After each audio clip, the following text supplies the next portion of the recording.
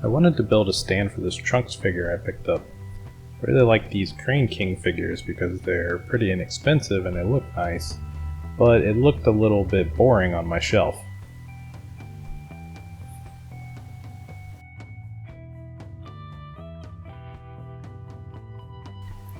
I started off by looking through some of the wooden bases that I've purchased in the past, and I was trying to just figure out what would be the best size for this figure. I have this kind of large oval base and smaller oval base and a 2-pack of square rectangle shaped bases. And ultimately I go with that middle-sized oval one.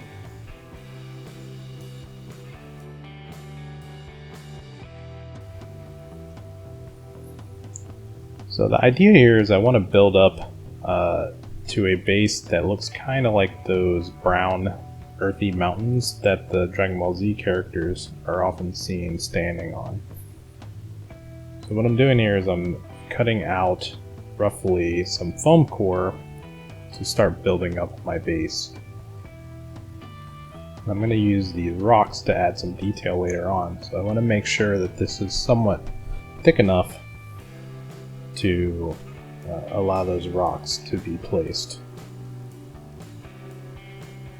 And again, roughly I'm trying to figure out where Trunks should go on this foam core.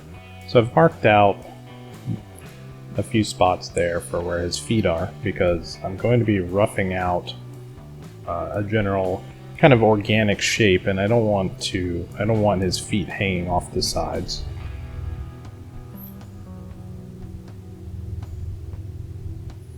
So I'm using a box cutter here to rough out the shape for the foam core. Wasn't sharp enough, so just sharpening it up. And so I'm just going around and trying to cut off any overhang and making sure not to cut too much off. Again, I don't want Trunks' feet just overhanging off the edge. Just continuously test fitting and trying to get an organic shape and smooth everything out.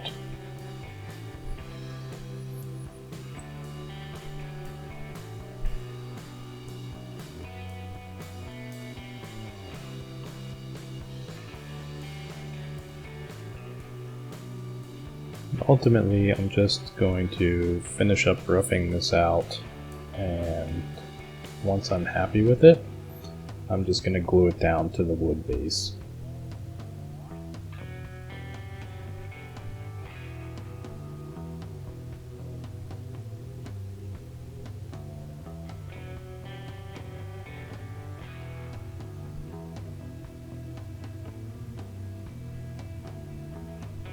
So next up here, I just wanted to show how I'm casting some rocks for this project. I already had a few cast, but I wanted to make a few more. Originally I had planned to put rocks all the way around the edges of this base, but ended up not doing that. So I'm using this perfect cast, which is like a plaster, and it takes 3 parts powder to 1 part resin, or 1 part water, I should say. And you just mix it up and you can pour it into this Woodland Scenics mold, and it works really well. The rocks come out looking really nice. I've used this mold for one other project, and I feel like I could get a lot of use out of this. You can really make a lot of organic shapes with just a few different rocks.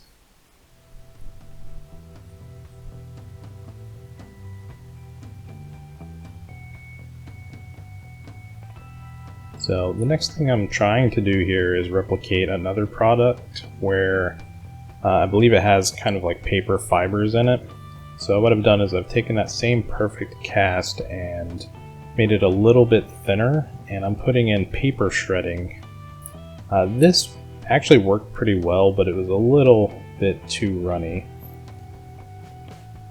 as you can see here, I'm just spreading it out on top, and the effect I'm going for is just to give kind of a more textured finish.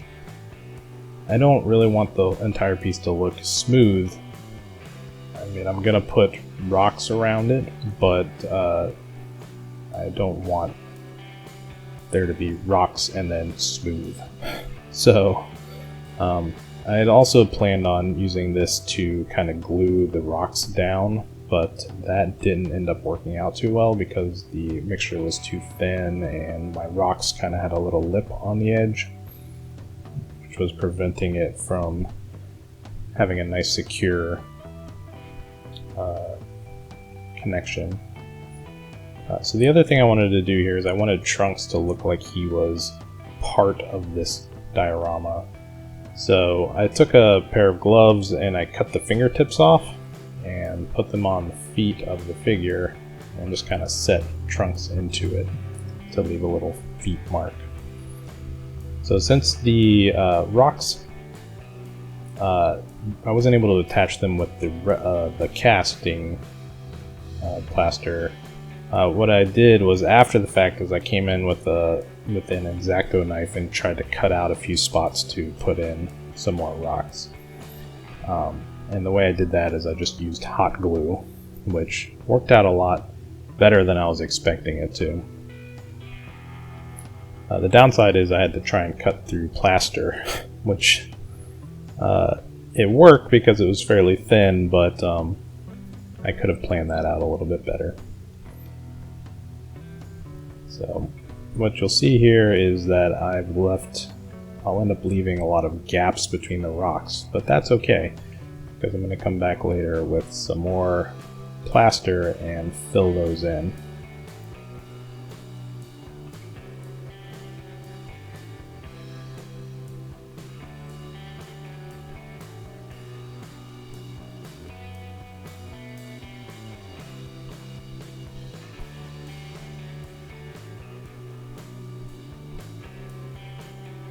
And there's the gaps I was talking about.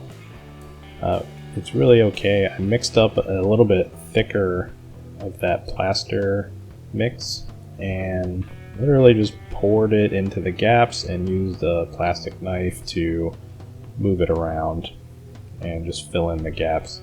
This worked really well. A little bit of hot glue stringy there. So what I'm going for here is I really want to fill in any of the gaps, and I want to cover any of the foam core that's still exposed and any gaps that are between the foam core and the wooden base. So this is kind of messy, but the plaster kind of dries fairly quickly, so you can put it where you need and then wait a second and turn to the next section and just go around. This process did not take very long at all. I came back in when it was still a little bit wet with a paper towel and just smoothed it out along the edges where I wanted it to be smooth, and I also removed any of the excess plaster that was in spots that I did not want it to be. It's kind of just like icing a cake.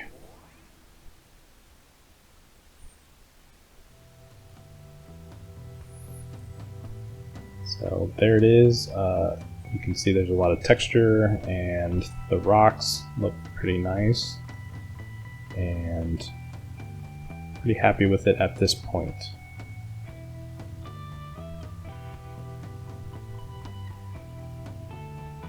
So this video is getting a little bit long, so I'll finish it up in the next part.